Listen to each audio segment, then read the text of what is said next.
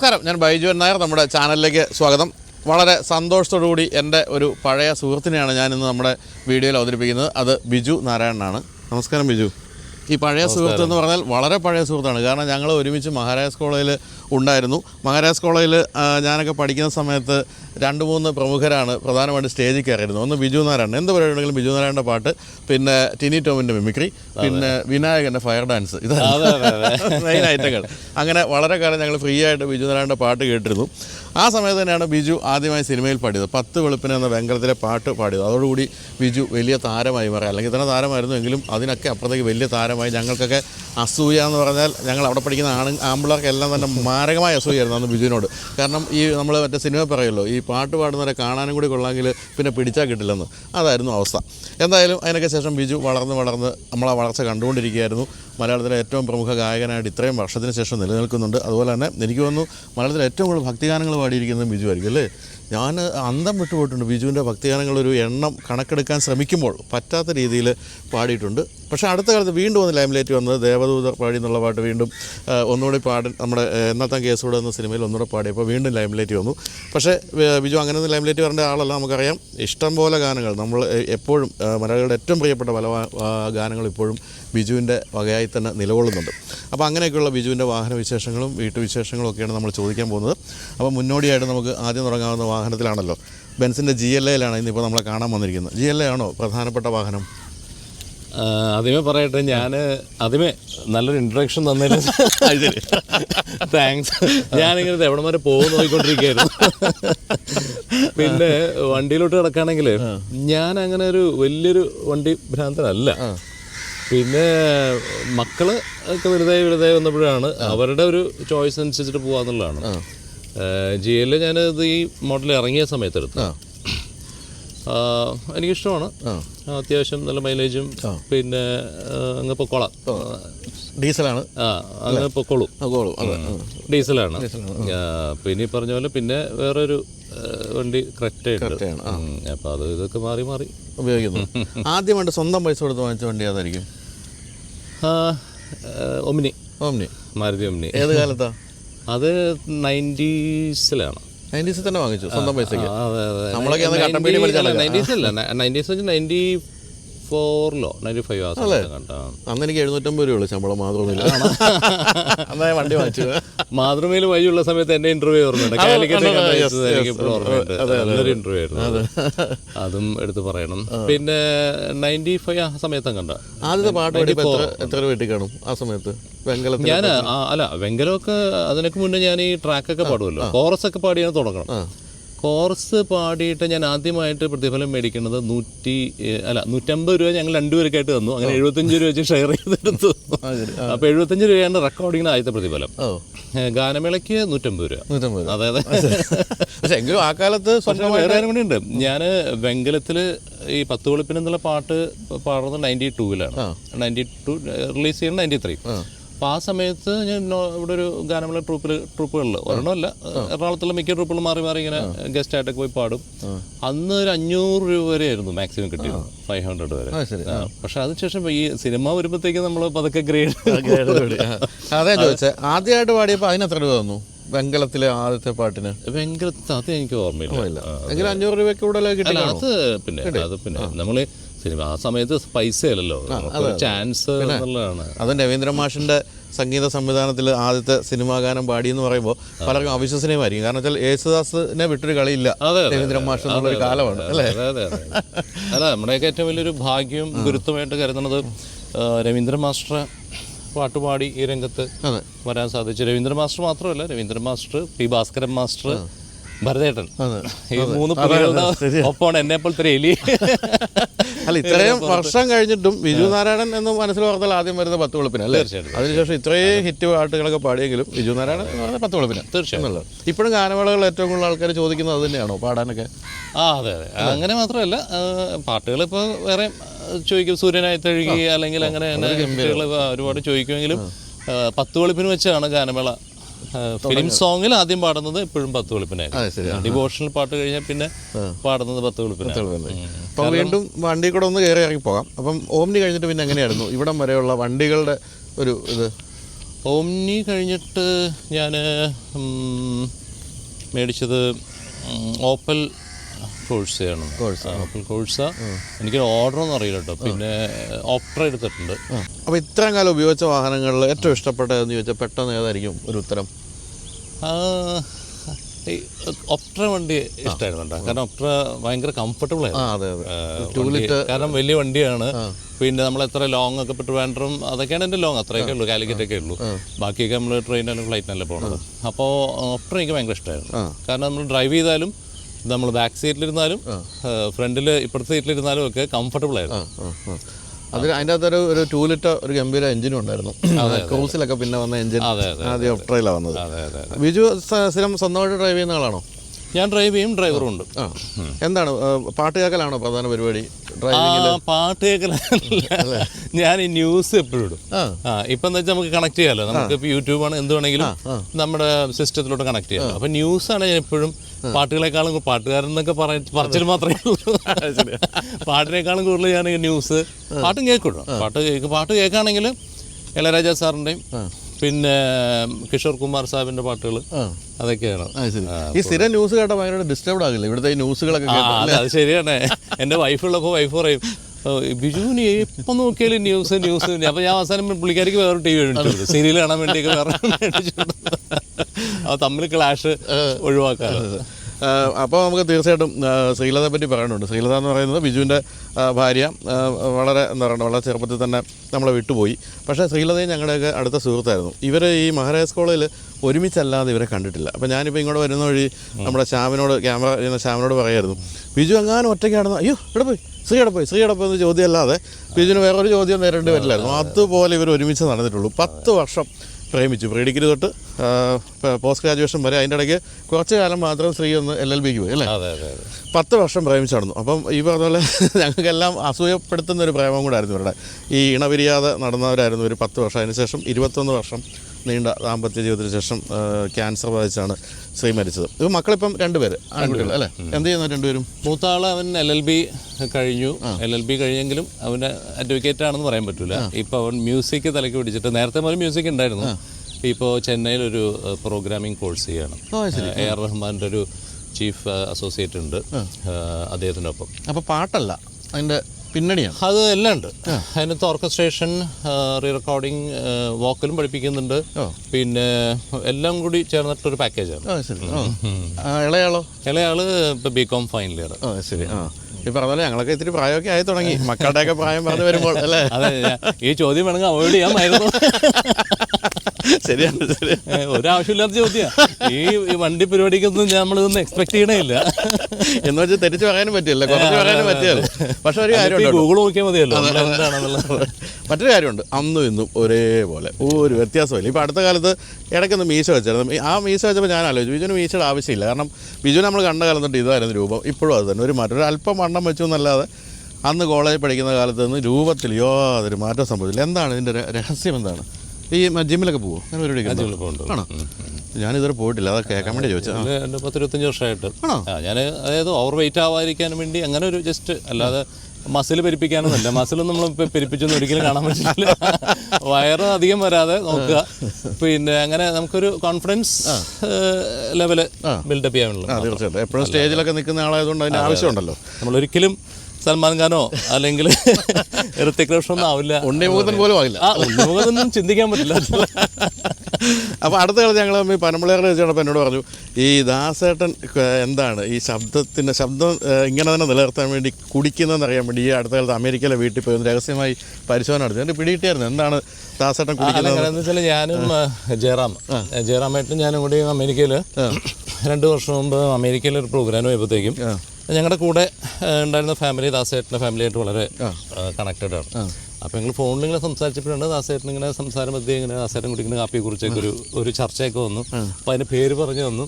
അപ്പോൾ തന്നെ ഞങ്ങളുടെ കൂടെയുള്ള ഫാമിലി എനിക്കും ചേരാൻ പറ്റണം ഓരോ മേടിച്ചു തന്നു കോഫി. അപ്പോൾ ചേരാൻ പറ്റും പറഞ്ഞു, ചേട്ടാ ഇനിയിപ്പോൾ നമ്മൾ ദാസേട്ടൻ പോലെ പാടുമോ? ഞാൻ പറഞ്ഞു അത് നോക്കിയിട്ട് നമുക്ക് കുടിച്ചിട്ട് കാര്യമില്ല. പക്ഷേ എനിക്ക് അത് നല്ലതാണ്, നല്ല കോഫിയായിരുന്നു. അപ്പോൾ നമ്മൾ പക്ഷേ ഡേവിഡ് ഡോഫാണ് ഞാൻ ചേരാൻ പറ്റും ആ സമയത്ത് സ്ഥിരം കുടിച്ചുകൊണ്ടിരുന്നത്. പക്ഷേ ഞാനിപ്പോൾ കോഫിയൊക്കെ വിട്ടു കേട്ടോ. എനിക്ക് കോഫി ആസിഡിറ്റിയുടെ ഒരു ഇഷ്യൂ ഇപ്പോൾ ഭയങ്കരമായിട്ട് തോന്നണം. ഇപ്പോൾ ചായയാണ് കൂടുതൽ, ചായ കുറച്ചുകൊണ്ടിരിക്കുകയാണ്. അപ്പോൾ അതുകൊണ്ട് ഞങ്ങൾക്ക് രണ്ടുപേർക്കും ഒരിക്കലും അത് കുടിച്ചുകൊണ്ട് ദാസേട്ടന്മാരാകാൻ പറ്റില്ല എന്ന് മനസ്സിലായി. അല്ല ബിജുവിന് അതല്ലാതെ ഇപ്പം ഞാൻ കേട്ടോട്ടെ, പാട്ടുകാരുടെ കാര്യത്തിൽ കേട്ടിരിക്കുന്ന ഐസ്ക്രീം കഴിക്കില്ല, തണുത്ത സാധനങ്ങൾ കഴിക്കില്ല, അങ്ങനെയൊക്കെ തന്നെയാണ് നിങ്ങളൊക്കെ മൊത്തത്തിൽ പോകുന്നത്? ഞാൻ അങ്ങനെ നോക്കാറില്ല. ഐസ്ക്രീമും കഴിക്കാറുണ്ട്, തണുത്തതും. പിന്നെ ഡിപ്പെൻസ്, നമ്മൾ ചില സമയത്ത് ഇപ്പോൾ ത്രോട്ട് വയ്യാതിരിക്കുന്ന അവസ്ഥ അല്ലെങ്കിൽ ഇങ്ങനെ പോവുകയാണെങ്കിൽ നമ്മളൊക്കെ ചില ദിവസം ത്രോട്ട് കുറച്ചൊന്നൊരു പ്രശ്നങ്ങളൊക്കെ തോന്നും. നമുക്ക് എല്ലാവർക്കും, നമ്മളെല്ലാവരും ത്രോട്ട് കൊണ്ട് ജീവിക്കുന്ന ആൾക്കാരാണ്. അപ്പോൾ നമ്മളൊന്ന് കോൺഷ്യസ് എന്തോ വരാൻ പോകണോ, അല്ലെങ്കിൽ പനി വരാൻ പോകണോ, അല്ലെങ്കിൽ ഒരു കിച്ച് കിച്ച് എന്നൊക്കെ പറയുമ്പോഴത്തേക്കും നമ്മൾ ചൂടുവെള്ളം അല്ലെങ്കിൽ ഒന്ന് അത്രയേ ഉള്ളൂ. അപ്പോൾ കുറച്ച് പഴയ കാലത്തേക്ക് പോവുകയാണെങ്കിൽ ബിജു ഒരു പാട്ടുകാരനാണെന്ന് ബിജു തിരിച്ചറിഞ്ഞ ഏത് പ്രായത്തിലാണ്? ഞാൻ ചെറുപ്പം പോലെ പാട്ട് പഠിച്ചിരുന്നു. അപ്പോൾ ആ സമയത്ത് നമ്മളൊരു ഈ ഫീൽഡിൽ വരുന്നോ അല്ലെങ്കിൽ ഒരു പ്രൊഫഷനായിട്ട് സ്വീകരിക്കപ്പെടുമെന്നോ ചിന്തിക്കുന്നില്ല. അച്ഛനമ്മക്ക് എന്ത് ചെയ്യായിരുന്നു? അച്ഛൻ ഇമ്പോർട്ട്സ് ആൻഡ് എക്സ്പോർട്സ് കൺസൾട്ടൻ്റ് ആയിരുന്നു, അമ്മ ഹൗസ് വൈഫായിരുന്നു. പക്ഷെ ഞാൻ സിനിമയിൽ വരുന്നതിന് മുമ്പ് യൂത്ത് ഫെസ്റ്റിന് പങ്കെടുത്തിട്ട് മഹാരാഷ്ട്രയിൽ പഠിക്കുന്ന സമയത്ത് ലളിതഗാനത്തിന് 1ാം സമ്മാനമൊക്കെ കിട്ടി. അതൊരു വലിയ ബ്രേക്കായിരുന്നു. അങ്ങനെയാണ് ശരിക്കും പറയുകയാണെങ്കിൽ പതുക്കെ പതുക്കെ ഈ ഫീൽഡിൽ എസ്റ്റാബ്ലിഷ് ചെയ്ത് വരുന്നത്. പിന്നെ പതുക്കെ അതിൻ്റെ കെയർ ഓഫിൽ, പിന്നെ എറണാകുളത്താണല്ലോ താമസം. എല്ലാ സ്റ്റുഡിയോസിൻ്റെയും നടുവിലാണ് നമ്മുടെ വീട്. അത് വലിയൊരു ഭാഗ്യമാണ്. അപ്പോൾ അങ്ങനെ ഓരോ പാട്ടുകളൊക്കെ ഇങ്ങനെ പാടി, ട്രാക്കൊക്കെ പാടി, പിന്നെ 1-2 പാട്ടൊക്കെ സ്ട്രെയിറ്റ് പാടാൻ കിട്ടി. അങ്ങനെയാണ് ഈ ഫീൽഡിൽ വരുന്നത്. അപ്പം അതിനു മുമ്പ് വരെ നമ്മളൊരിക്കലും അപ്പോഴും ഈ ഇതായിരിക്കും എൻ്റെ ഫീൽഡിലെന്ന് നമുക്കറിയില്ല. അപ്പം എനിക്ക് അഡ്വക്കേറ്റ് ആവണമെന്നൊരു ആഗ്രഹം ഉണ്ടായിരുന്നു, എൻ്റെ അച്ഛനും ഉണ്ടായിരുന്നു. അപ്പോൾ എൻ്റെ ഒരു സുഹൃത്ത്, അദ്ദേഹം ഞാനൊരു ഒരുമിച്ച് പ്രീ ഡിഗ്രി പഠിച്ചതാണ്. അപ്പോൾ പ്രീ ഡിഗ്രി കഴിഞ്ഞിട്ട് നമുക്ക് LLB പോവാം എന്ന് പറഞ്ഞിട്ട് ഞങ്ങൾ രണ്ടുകൂടി 5 ഇയർ കോഴ്സ്, അന്ന് 5 ഇയർ കോഴ്സ് ഉണ്ട്. അതിന് ഞങ്ങൾ എഴുതി. ഞാൻ തോറ്റു, അവൻ ജയിച്ചു. അപ്പോൾ പറഞ്ഞു നീ പേടിക്കണ്ടാ, 5 വർഷത്തെ കോഴ്സല്ലേ, നീ അടുത്ത വർഷം എഴുത്. ഒരു വർഷം ഞാൻ സീനിയർ ആവുന്നില്ല, എന്നാലും 4 വർഷം കിട്ടുമല്ലോ, നമുക്ക് അവിടെ അടിച്ചു വിളിക്കാന്ന് പറഞ്ഞു. വീണ്ടും എഴുതി, വീണ്ടും എഴുതി, തോറ്റുപോയി. അങ്ങനെ അദ്ദേഹം ഇപ്പോൾ കേരള ഹൈക്കോടതി ജഡ്ജാണ് ഗോപിനാഥ്. ഞാൻ പാട്ടൊക്കെ ആയിട്ട് അങ്ങനെ പോകണു. അപ്പോൾ ഞങ്ങൾ രണ്ടുപേരും അതിൽ സന്തോഷമേ ഉള്ളൂ, ദുഃഖിക്കുന്നില്ല. കാരണം അത് ഗോപി ഫസ്റ്റ് റാങ്ക് ഹോൾഡർ ആയിരുന്നു. പിന്നെ അങ്ങനെ പടിപടിയായിട്ട് ഉയർന്നു. കോവിഡ് സമയത്താണ് ഹൈക്കോടതി ജഡ്ജായത്. ശരി. അപ്പോൾ ബിജു പാട്ട് കൊണ്ട് ജീവിക്കാൻ തീരുമാനിച്ചപ്പോഴായിരിക്കും? പാട്ട് കൊണ്ട് ജീവിക്കാൻ തീരുമാനിച്ചത് ഡെഫിനറ്റ്ലി വെങ്കലത്തിൻ്റെ അതോടുകൂടി തന്നെ തീരുമാനമായി. പക്ഷേ വെങ്കലം പാടുന്നതിന് മുമ്പ് തന്നെ ഞാൻ കാസറ്റുകളൊക്കെ അത്യാവശ്യം നന്നായിട്ട് ഒരുപാട് കാസറ്റുകൾ പാടി തുടങ്ങി. ക്രിസ്ത്യൻ ഡിവോഷണൽ, ഹിന്ദു ഡിവോഷണൽ, മുസ്ലിം ഡിവോഷണൽ സോങ്സ്, അങ്ങനെ ഒരുപാട് പാട്ടുകൾ ഇങ്ങനെ ആ സമയത്ത് തന്നെ പാടിക്കൊണ്ടിരിക്കുന്ന സമയത്താണ് വെങ്കലം കിട്ടുന്നത്. വെങ്കലം കിട്ടിയ ശേഷം പിന്നെ ഒരു കുറച്ച് മാസം വലിയ തിരക്കൊന്നുണ്ടായില്ല.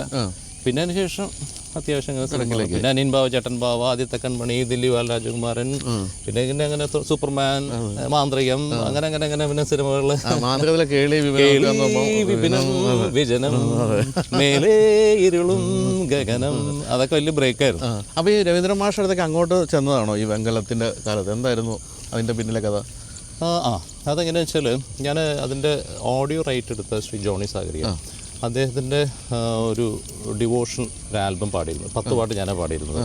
അപ്പോൾ ആ ആൽബം കൊണ്ടിട്ട് അദ്ദേഹം വെങ്കലത്തിൻ്റെ ഓഡിയോ റൈറ്റ് എടുത്തപ്പോഴത്തേക്കും ആ ആൽബം കൊണ്ടിട്ടാണ് അദ്ദേഹത്തിൻ്റെ അടുത്ത് രവീന്ദ്രൻ മാസ്റ്റർ എടുത്തിട്ട് 10 വെളുപ്പിന് എന്നുള്ള പാട്ട് റിപ്പീറ്റായിട്ട്, ചിത്രശേഷി ഓൾറെഡി അതിനകത്ത് പാടിയിട്ടുണ്ട്, റിപ്പീറ്റായിട്ട് ആൽബത്തിൽ വയ്ക്കാൻ വേണ്ടി അങ്ങനെ ബിജുവിനെ കൊണ്ട് പാടിപ്പിക്കണം എന്ന് പറഞ്ഞപ്പോഴത്തേക്കും മാഷ് പിന്നെന്താ അവന് എനിക്കറിയാം.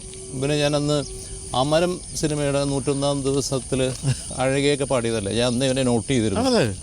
ഞാൻ ഞെട്ടിപ്പോയി, ദൈവം രവീന്ദ്ര മാഷ് എന്നെ നോട്ട് ചെയ്യണം. അന്ന് അന്ന് നിനക്ക് ഞാൻ ഓങ്ങി വെച്ചേക്കണം എന്ന് പറഞ്ഞ പോലെ ആ ചാൻസാണ് ഓങ്ങി വെച്ചത്. പക്ഷെ അത് ആ സമയത്ത് തന്നെ ജോണി ചേട്ടനായിട്ട് എനിക്ക് അദ്ദേഹത്തിൻ്റെ മുമ്പിൽ എത്തിപ്പെടാനും ഉടനെ തന്നെ അദ്ദേഹം ഇമ്മീഡിയറ്റ്ലി അവിടെ SP ബാലസുബ്രഹ്മണ്യൻ സാറിൻ്റെ സ്റ്റുഡിയോ കോതണ്ടപാണിയിൽ വിളിച്ചിട്ട് പിറ്റേ ദിവസം രാവിലെ ഇതേപോലെ ഒരു 7 മണി സമയത്ത് ബുക്ക് ചെയ്യുക. കാരണം 9 മണിക്ക് SPB സാർ വരും. അപ്പോൾ 7 തൊട്ട് 9 മണിയായിട്ടുള്ള ഒരു എക്സ്ട്രാ ടൈമിലാണ് നമ്മൾ പാടുന്നത്.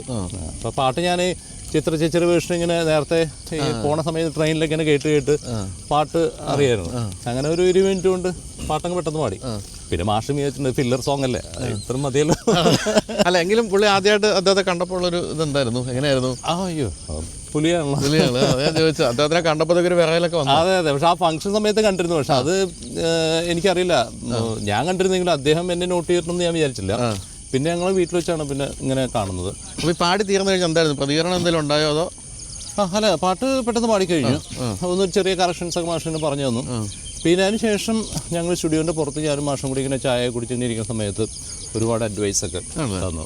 മാഷ് ഇങ്ങനെ ചെയ്യണം, അങ്ങനെ ശ്രദ്ധിക്കണം, ദാസേട്ടൻ്റെ ഒക്കെ പഴയ പാട്ടുകൾ ഇട്ട് കേൾക്കണം, പ്രൊനൗൺസിയേഷൻ്റെ കാര്യത്തിലാണെങ്കിലും. ദാസേട്ടനാണല്ലോ ഇതിൻ്റെ എല്ലാത്തിൻ്റെ ഒരു അവസാന വാക്ക്, അദ്ദേഹത്തിൻ്റെ ഭാവം എല്ലാം പ്ലസ് പോയിന്റ്സ് ആണ്. ഒരു ഗായകൻ അദ്ദേഹത്തെ ഇമിറ്റേറ്റ് ചെയ്യല്ല, അദ്ദേഹത്തിൻ്റെ നല്ല ഗുണങ്ങൾ സ്വായത്തമാക്കാൻ നോക്കണം എന്നുള്ളത്. വേറൊന്നും നമുക്ക് അദ്ദേഹത്തെ ഒരിക്കലും ഇമിറ്റേറ്റ് ചെയ്യാൻ പറ്റില്ല. നേരത്തെ കാപ്പിയുടെ കാര്യം പറഞ്ഞ പോലെ അദ്ദേഹം കുടിക്കണോ അല്ലെങ്കിൽ അദ്ദേഹം കഴിക്കണോ വെച്ചിട്ട് നമുക്കൊന്നും ചെയ്യാൻ പറ്റില്ല. അതൊരു ദൈവത്തിൻ്റെ വരദാനം തന്നെയാണ്. അപ്പോൾ അതിനുശേഷം പിന്നെ രവീന്ദ്ര മാഷിൻ്റെ പാട്ട് പാടുന്ന എത്ര കാലത്തിന് ശേഷമായിരിക്കും? അല്ല, അത് കഴിഞ്ഞിട്ട് അത് കഴിഞ്ഞിട്ട് ഇമ്മീഡിയറ്റ് സോറി അപ്പോൾ അത് കഴിഞ്ഞ് ഇമ്മീഡിയറ്റ്ലി പാവം ഐ വാച്ച് എന്ന് പറഞ്ഞ സിനിമയിൽ ഒരു പാട്ട് പാടിയിരുന്നു. 2 പാട്ട് പാടി. അതിൽ ഒന്ന് ചിത്രശേഷിയായിട്ട്, പിന്നെ മാർക്കോസ് ഏട്ടനായിട്ട്. അപ്പോൾ ആ പാട്ടും അന്ന് ആ സിനിമ അത്ര ഹിറ്റായില്ലെങ്കിലും ആ പാട്ട് രസമായിരുന്നു. ഒരു കോമഡി ഗുഡ് മോർണിംഗ് ഒരു കോമഡി സോങ് ആയിരുന്നു. പിന്നെ അതിനുശേഷം ഒരുപാട് സിനിമകൾ പാടിയിട്ടുണ്ട്. പിന്നെ കാക്കയ്ക്കും പൂച്ചയ്ക്കും കല്യാണം, എൻ്റെ ഹൃദയത്തിനോടമേൽ ONV സാറിന് നല്ലൊരു പാട്ടുണ്ട്, പറയാത്ത മൊഴികൾ തൻ ആഴത്തിൽ മുങ്ങിപ്പോയി എന്ന് പറഞ്ഞിട്ടുള്ള ഗംഭീര പാട്ടാണ്. പിന്നെ അതുപോലെ ഇങ്ങനെ കളമം തരാം ഭഗവാനൻ മനസ്സും തരാൻ മടക്കുന്നതൻ, അതായിരുന്നു ലാസ്റ്റായിട്ട് ഞങ്ങൾ ഒരുമിച്ച്. അപ്പോൾ പിന്നെ മുന്നോട്ട് പോകുമ്പോൾ അദ്ദേഹമായിട്ട് നല്ല ബന്ധം വന്നോ? തീർച്ചയായിട്ടും മാഷായിട്ട് വളരെ നല്ല ബന്ധമായിരുന്നു. മാഷയുടെ അവസാന കാലഘട്ടങ്ങളിലൊക്കെ കൂടെ ഒപ്പം നിന്ന് അദ്ദേഹത്തിന് എന്താ പറയുക ഒരു എനർജി കൊടുക്കുവാനൊക്കെ സാധിച്ചു. കലൂരൊക്കെ തീർച്ചയായിട്ടും, കാരണം കലൂരൊക്കെ ഇടയ്ക്കിടയ്ക്ക് പോകും വീട്ടില്, ഇടയ്ക്ക് വിളിക്കും, എടാ നീ ഇങ്ങോട്ട് വാ അങ്ങനെ പറയാ. അങ്ങനെ ഈവൻ അദ്ദേഹത്തിന് ക്യാൻസർ വന്നപ്പോഴൊക്കെ എന്നെയും നമ്മുടെ രമേശ് ചേട്ടനെയൊക്കെ വിളിച്ചാണ് സംസാരിക്കുകയും അങ്ങനെ ഞങ്ങൾ പോയിട്ട് ആശ്വസിപ്പിക്കുകയും പിന്നെ ഉടനെ ഹോസ്പിറ്റലിൽ അഡ്മിറ്റ് ചെയ്യുകയും പിന്നെ ചെന്നൈ പോവുകയും പിന്നെയൊക്കെ പെട്ടെന്നായിരുന്നു. അപ്പോൾ ഈ സമയത്തൊക്കെ വീട്ടുകാരെങ്ങനെയായിരുന്നു? പാട്ട് പാടി ജീവിച്ചോളൂ എന്നൊരു തോന്നൽ വീട്ടുകാർക്ക് ഉണ്ടായോ? അങ്ങനെ അല്ല, വീട്ടുകാർ പിന്നെ ആവശ്യമില്ലാതെ അങ്ങനെ ഓവർ ഇടപെടലുകളും അങ്ങനെ ഇല്ല. പക്ഷെ എന്നാലും പാട്ട് പാടി നമ്മൾ തിരക്ക് വരുമ്പോഴത്തേക്കും പിന്നെ നമുക്ക് വീട്ടുകാർക്ക് മനസ്സിലാക്കാൻ പറ്റുമല്ലോ ഇതായിരിക്കും പ്രൊഫഷൻ എന്നുള്ളത്. കാരണം നമുക്ക് വേറെ ഒന്നിലോട്ടും, കാരണം നമ്മൾ രാവിലെ ഈ അതിഥി തൊഴിലാളികളെ പോലെ രാവിലെ ഒരു 8 മണി 8:30 ആകുമ്പോഴത്തേക്കും റെക്കോർഡിങ്ങിന് പോകും. ഒരു 9:30 സ്റ്റുഡിയോ പോയി കഴിഞ്ഞാൽ ചിലപ്പോൾ രാത്രി ഒരു 8:30 കേൾക്കാൻ വരുന്നത്. കാരണം ചിലപ്പോൾ അതിനകത്തൊരു ഒരു ദിവസം ചിലപ്പോൾ ഒരു 8-10 പാട്ടൊക്കെ ചിലപ്പോൾ പാടി വരും. ചിലപ്പോൾ 5-6 പാട്ടായിരിക്കും, ചിലപ്പോൾ 5-6 പാട്ടില്ല, ചിലപ്പോൾ അത് 2-3 ആൽബത്തിലായിരിക്കും 6 പാട്ടുകളൊക്കെ. അങ്ങനെയായിരുന്നു. കാരണം അന്ന് കാസറ്റാണ്, CD പോലും അല്ല. ആ സമയങ്ങളിൽ കാസറ്റാണ്. അത്രയും വർക്കുകൾ, ഡിവോഷണൽസ് ഉണ്ടാവും, ആൽബംസ് ഉണ്ടാവും, ഓണം, അയ്യപ്പൻ അങ്ങനെ പാട്ടുകളൊക്കെ ഉണ്ടാവും. അപ്പോൾ അങ്ങനെ നമ്മളെ എണ്ണവും അല്ലെങ്കിൽ കണക്കൊന്നും എടുത്തിട്ടില്ല. എണ്ണം എടുത്തിട്ടേ ഇല്ലല്ലേ? ഇല്ല, ഒരിക്കലും. സിനിമ പാട്ടിൻ്റെയും എടുത്തിട്ടില്ല? സിനിമ പാട്ടിൻ്റെ കൃത്യമായിട്ട് എണ്ണമൊന്നുമില്ല, എന്നാലും ഒരു 350-400 മേലെ സിനിമകൾ. പക്ഷെ അതിനകത്ത് ഇറങ്ങാത്തതുണ്ട് കേട്ടോ, 350 സിനിമകളോളം. വെങ്കലം മുതൽ ഇപ്പോൾ ദേവദൂതർ അല്ലെങ്കിൽ തുറമുഖം പിന്നെ ഈ അടുത്ത് പാടിയ പാട്ട് സിനിമകളൊക്കെ വെച്ച് നോക്കുകയാണെങ്കിൽ ഞാൻ കൃത്യമായിട്ട് അങ്ങനെ കണക്കുകളൊന്നും, പിന്നെ ഈ നമ്മൾ ഗൂഗിൾ അടിച്ചാൽ തന്നെ കുറച്ചൊക്കെ കിട്ടും. ഈ ഡെവോഷണൽ സോങ്സ് ഇപ്പം അത്ര ശക്തമാണുള്ളൂ. ഇപ്പം നമുക്ക് CD പോലും ഇല്ലല്ലോ. നമ്മളെങ്ങനെയാ വെച്ചാൽ യൂട്യൂബ് മാത്രമാണ് ഇപ്പോൾ ഒരു എന്താ പറയുക ഇറക്കാനുള്ളൊരു മീഡിയമായിട്ട് നിൽക്കുന്നത്. അപ്പോൾ പക്ഷെ അതിന് പണ്ടെന്ന് വെച്ചാൽ 10 പാട്ട് അല്ലെങ്കിൽ 8 പാട്ടൊക്കെയാണ് ഒരു CD-യിൽ വരുന്നത്.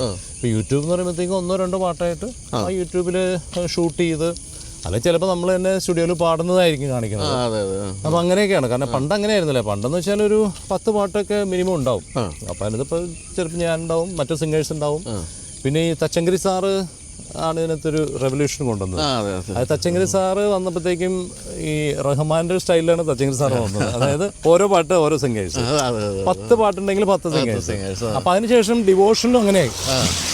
അതിനുശേഷം ഡിവോഷനിലും ആൽബംസ് ആണെങ്കിലും ഓരോ പാട്ട് ഓരോരുത്തർ, അതിനകത്ത് മെയിൽ വരാം, ഫീമെയിൽ വരാം. അങ്ങനെ. പക്ഷെ ഇപ്പം അത് മാറി കുറഞ്ഞ് ഇപ്പോൾ യൂട്യൂബിൽ 1-2 പാട്ടായിട്ട്. അപ്പോൾ അതുകൊണ്ട് ഇപ്പോൾ റെക്കോർഡിങ്സ് ശരിക്കും പറയുകയാണെങ്കിൽ കേരളത്തിൽ മൊത്തത്തിൽ കുറവാണ് അല്ലേ? ശരി. അപ്പോൾ അതുപോലെ നമ്മൾ കേട്ടിട്ടുള്ള കഥകളാട്ടോ പറയുന്നത്. കാരണം വെച്ചാൽ നമ്മളൊന്നും ഒരിക്കലും ഇതിൻ്റെയൊക്കെ ഇൻഡെപ്തായിട്ട് പോയിട്ടില്ലല്ലോ. ഈ പണ്ടൊക്കെ നിങ്ങൾ പിന്നെ കൺസോൾ നിന്ന് പാടുന്നു, ഒപ്പം എന്താ പറയുക ഇൻസ്ട്രുമെൻറ്റ്സ് ഒക്കെ വെച്ചിട്ടുള്ള എല്ലാം ഒരുമിച്ച് പോകുന്നു. ഇപ്പോൾ അതൊക്കെ മാറിയിട്ട് കട്ട് ചെയ്ത് നിങ്ങൾ ഒരു പാട്ടിൽ തന്നെ 2 പേര് പാടുന്നുണ്ട്, 2 പേര് തമ്മിൽ കാണുന്ന പോലും ഇല്ല എന്നൊക്കെ കേട്ടിട്ടുണ്ട്. അങ്ങനെയൊക്കെയാണോ ഇപ്പോൾ? അപ്പോൾ അതൊക്കെ ഒരു ഫ്ലോയൊക്കെ ബാധിക്കില്ല ഇതിൻ്റെ? ശരിയാണ്. പക്ഷേ ഈ പറയും പോലെ നമ്മൾ നാട് ഓടുമ്പോൾ നടുവേ ഓടണം എന്നുള്ള ഭാഗം വെച്ചിട്ടാണ് എല്ലാവരും അങ്ങനെ ചെയ്യുന്നത്. ടെക്നോളജി വലുതായി, അപ്പോഴത്തേക്ക് ഇങ്ങനെ ഒരു ഫെസിലിറ്റീസ് ഉള്ളപ്പോൾ പിന്നെ പഴയ പോലെ ആ ഒരു കാലഘട്ടത്തിലേക്ക് പോകണ്ടല്ലോ വെച്ചിട്ടാണ്. പിന്നെ പെർഫെക്ഷൻ. അപ്പോൾ പണ്ട് നമ്മൾ ഒരുമിച്ച് ഓർക്കസ്ട്രയുടെ ഒപ്പമൊക്കെ ഇരുന്ന് പാടിയിട്ടുള്ള ഒരുപാട് വർക്കുകളുണ്ട്. അല്ലെങ്കിൽ അത് കഴിഞ്ഞ് ഇമ്മീഡിയറ്റ് നമ്മൾ വോയിസ് മിക്സ് ചെയ്യും. ഇപ്പം അങ്ങനെയല്ല. ഇപ്പം നമ്മളിപ്പോൾ ഒരു ഡ്യുവറ്റ് സോങ് ആണെങ്കിൽ മെയിൽ സിംഗർ ഒരു സമയത്തൊന്ന് പാടണു, ഫീമെയിൽ വേറെ എപ്പോഴെങ്കിലും ഒന്ന് പാടണു, ചിലപ്പോൾ ഫ്ലൂട്ട് വിറ്റെടുക്കണം അത് കഴിഞ്ഞിട്ടായിരിക്കും, പിന്നെ അതിൻ്റെ തബല എടുക്കുന്നത് വേറെ സമയത്തായിരിക്കും. അപ്പം അങ്ങനെയൊക്കെയാണ്. അപ്പോൾ അതിൻ്റെ സൗകര്യമുണ്ട്. പക്ഷേ എന്നാലും പണ്ട് ഒരുമിച്ചിരുന്ന് റെക്കോർഡ് ചെയ്യുമ്പോൾ കിട്ടുന്നൊരു ലൈഫ് ഭയങ്കര, സോങ്ങിൻ്റെ ഒരു ലൈഫ്, ഒരു ഫീല് വേറെ. അതൊരു സത്യമാണ്. പിന്നെ ഈ പറഞ്ഞ പോലെ ഒരുപാട് സിനിമകളുടെ പാട്ടുകളൊക്കെ ഈ അടുത്ത കാലത്തൊന്നുമില്ല, കുറച്ച് ഒരു 10-15 വർഷമായിട്ട് നമ്മൾ പലരെ കണ്ടിട്ടില്ല. ഇപ്പോൾ SP ബാലസുബ്രഹ്മണ്യം സാറായിട്ടൊരു പാട്ട് പാടിയിട്ടുണ്ട് ദിലീപിൻ്റെ ദോസ് സിനിമയിൽ. വാനം പോലെ വാനം മാത്രം ദാനം ചെയ്യാ മേഘം മാത്രം. ഈ പാട്ടൊന്നും SP സാറ് ഞാൻ നമ്മൾ പരസ്പരം കണ്ടിട്ടൊന്നുമില്ല. പിന്നെ അതുപോലെ നീ വാ ഡാ തെമ്മാടി എന്നുള്ള രസികൻ സിനിമയുടെ പാട്ട്, അത് ഞാനും ഇതും പാടിക്കണം, പക്ഷെ ഞങ്ങളെ കണ്ടിട്ടില്ല. പിന്നെ മറ്റേ ഇതിലത്തെ മാരിവില്ലിൻ ഗോപുരങ്ങൾ വെണ്ണിലാവാൽ അല്ല സമറൻ ബദൽ, അത് ഞാനും ശ്രീനിവാസ പാടിയത്. ഞാനും ശ്രീനിവാസം കണ്ടിട്ടില്ല. അങ്ങനെ തുടങ്ങി. അതുപോലെ ഈ ബിജുവിനെ സിനിമയിൽ അഭിനയിക്കാൻ വിളിച്ചിട്ടില്ലേ പലരും? ഉണ്ടാവുമല്ലോ. വേണ്ടെന്ന് വെച്ചോ? അതായത് അഭിനയിക്കാൻ പറ്റില്ലേ? മലയാള സിനിമയ്ക്ക് സിനിമയെ രക്ഷപ്പെടുത്തുക, സിനിമയെ നമ്മൾ മാക്സിമം രക്ഷപ്പെടുത്തുക, ഡാമേജ് ഉണ്ടാക്കുക. അല്ല എങ്കിലും നിങ്ങളൊക്കെ ഈ ഒരു പരിധിയുടെ അഭിനയം ഉണ്ടല്ലോ സ്റ്റേജിലൊക്കെ, ശ്രമിക്കരുതോ? ശ്രമിച്ചു നോക്കരുതോ? അല്ല അതെന്താ വെച്ചാൽ ബിജു നാരായണൻ എന്ന് പറഞ്ഞിട്ട് ചെറിയ 2 റോളുകളൊക്കെ ചെയ്തിട്ടുണ്ട് കോമഡി ഫിലിമിലൊക്കെ. മിമിക്സ് ആക്ഷൻ 1000 അങ്ങനെ ജഗദീഷ് ചേട്ടൻ വിളിച്ചു പറഞ്ഞിട്ട് അങ്ങനെയൊക്കെ ചെയ്തതാണ്. പക്ഷേ വേറെ 2-3 ഓഫറുകളെല്ലാം മെയിൻ റോളാണ്. അപ്പം എനിക്ക് അത് എടുത്തത് ഒന്ന് പറയുകയാണെങ്കിൽ നമ്മുടെ ചിരിക്കരുത് കേട്ടോ, ഞാൻ ചിരിച്ചത് കാണുന്നത് ചിരിക്കുമായിരിക്കും, അത് ഉറപ്പില്ല. ക്ഷമ ചിരിക്കരുത്. ഒന്ന് മഴ സിനിമയിൽ ബിജു മേനോൻ ചിരിക്കുകയും ഞെട്ടുകയും ഒരേ സമയമല്ല. അപ്പോൾ ലെവിൻ ചേട്ടൻ എന്നെ ഇങ്ങനെ വിളിച്ചിട്ട് ഒരു ദിവസം എന്നെ കാണാൻ വേണ്ടി എറണാകുളത്ത് ഹോട്ടലിൽ വന്നു. അപ്പോൾ അദ്ദേഹം ഞാനും കൂടി ഇരുന്നു. അപ്പോൾ അതിനു മുമ്പ് നമ്മുടെ അനിൽ മുരളി ആക്ടർ, അനിലാണ് ലെനിൻ ചേട്ടൻ വലിയ ബന്ധമാണ്. അനിൽ വിളിച്ചിട്ട് ഇങ്ങനെ ലെനിൻ സാർ വിളിക്കും, അങ്ങനെ ലെനിൻ്റെ വന്നു. ഞങ്ങൾ ഹോട്ടലിലിരുന്നു. അപ്പം നഷ്ടപ്പെട്ട നീലാംബരി എന്ന് പറഞ്ഞ് മാധവിക്കുട്ടി അമ്മയുടെ ഒരു നോവലാണ് അതിൻ്റെ ബേസ്. അപ്പോൾ അതെനിക്ക് വായിക്കാൻ തന്നു. അപ്പോൾ ഇങ്ങനെയാണ് ഇതിലെ മെയിൻ റോള് ബിജുവാണ് ചെയ്യുന്നത്. അപ്പോൾ ഞാൻ പറഞ്ഞു ചേട്ടാ എനിക്ക് അങ്ങനെ അഭിനയിച്ച് ശീലം ഇല്ല, അതൊക്കെ ഞാൻ ചെയ്തോളാം എന്നൊക്കെ പറഞ്ഞ അവസാനം നോവൽ വായിച്ചു. നോവൽ കുറച്ചൊക്കെ വായിച്ചെങ്കിലും എനിക്ക് വായനാശീലം കുറച്ച് കുറവാണ്. കുറച്ചൊക്കെ വായിച്ചിട്ട് പിന്നെ ഞാൻ വിളിച്ചിട്ട് പറഞ്ഞു ചേട്ടാ ഞാൻ ചെയ്ത് ശരിയാവില്ല. പുള്ളി പറഞ്ഞാൽ ബിജുവിന് പറ്റും. അപ്പം ഞാൻ പറഞ്ഞു ഞാൻ കാണിച്ചു തരാം. അപ്പോൾ എന്തെങ്കിലും ഒരു സീനൊക്കെ ചേട്ടൻ എന്നെ വിളിച്ചൊന്ന് അഭിനയിപ്പിക്കാം. അങ്ങനെ ചിത്രാഞ്ജലി പോയിട്ട് തിരുവനന്തപുരത്ത് ചിത്രാഞ്ജലി ചെന്നിട്ട് അവിടെ ചെറിയൊരു കുറച്ച് സ്ക്രിപ്റ്റ്, കുറച്ച് ഡയലോഗ്സ് ഒക്കെ വെച്ചിട്ടുള്ള, അപ്പോൾ അത് ചെയ്യിപ്പിച്ചിട്ട് ഞാൻ ചെയ്തു കഴിഞ്ഞിട്ട് അപ്പോൾ മേക്കപ്പൊക്കെ വേറെ ആയിരുന്നു കേട്ടോ. മേക്ക് ഓവറൊക്കെ അതൊക്കെ ചെയ്തൊരു നേരിയതൊക്കെ ഇട്ട്, മുണ്ടും നേരിയതും. അത് കഴിഞ്ഞ് അത് ഇട്ടിട്ട് രാത്രി ഇട്ട് കണ്ടു. അപ്പോൾ എനിക്കെന്ന് വെച്ചാൽ എന്നെ നേരിട്ട് കാണുന്ന പോലെയല്ല, സ്ക്രീനിൽ വരുമ്പോഴത്തേക്കും ഭയങ്കര വണ്ണം എനിക്ക് തോന്നും. അപ്പോൾ അങ്ങനെ 1-2 സംഭവങ്ങളൊക്കെ കണ്ടപ്പോൾ പുള്ളിക്കാരെ മനസ്സിലായി ഇത് വർക്കൗട്ട് ആവില്ല, നമ്മളായിട്ടൊന്നും ചെയ്യേണ്ടി പ്രത്യേകിച്ച് ചെയ്യേണ്ടി വന്നില്ല. പക്ഷേ അത് നന്നായെന്ന് എനിക്ക് തോന്നിട്ടോ. കാരണം ഞാൻ പിന്നീട് ചിലപ്പോൾ അത് ഇതൊന്നും ഇല്ലാതെ അനൗൺസ് ചെയ്തിരുന്നെങ്കിൽ ചിലപ്പോൾ അത് മഴ കണ്ടോ? ആ സിനിമ കണ്ടിരുന്നോ? കണ്ടില്ലല്ലേ? ഒന്നുകൂടെ കെട്ടാമായിരുന്നു. അല്ല അതുകൊണ്ടൊരു ഗുണമെന്ന് വെച്ചാൽ ബിജുവും സംയുക്തയായിരുന്നല്ലോ, അവരുടെ ബന്ധം ഒന്നും കൂടി ഊട്ടി ഉറപ്പിക്കുവാനും ബിജുവിൻ്റെ സംയുക്തനും കല്യാണത്തിലേക്ക് നയിക്കുവാനും ഒക്കെ സാധിച്ചു. അവർക്ക് അവിടെ ഗുണമുണ്ടായി.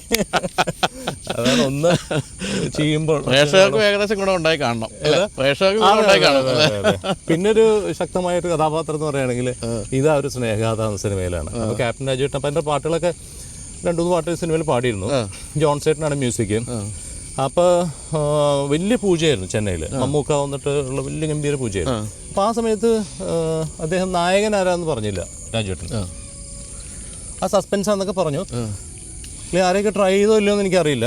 ഒരാഴ്ച കഴിഞ്ഞിട്ട് രാജുവേട്ടൻ്റെ വൈഫ് വിളിച്ചിട്ട് പറഞ്ഞു, ബിജു ഒന്ന് രാജുവേട്ടനെ ഒന്ന് വിളിക്കണം, ചെന്നൈയിൽ ഈരാളി ഫ്ലാറ്റിലുണ്ട് എന്ന് പറഞ്ഞു. അപ്പം ഞാൻ വിളിച്ചപ്പോഴത്തേക്കും പറഞ്ഞു, ഇങ്ങനെ മോനെ ഈ സിനിമയിൽ നീയാണ് നായകൻ. അപ്പം ഞാൻ അപ്പം അത് പറയാനാണോ?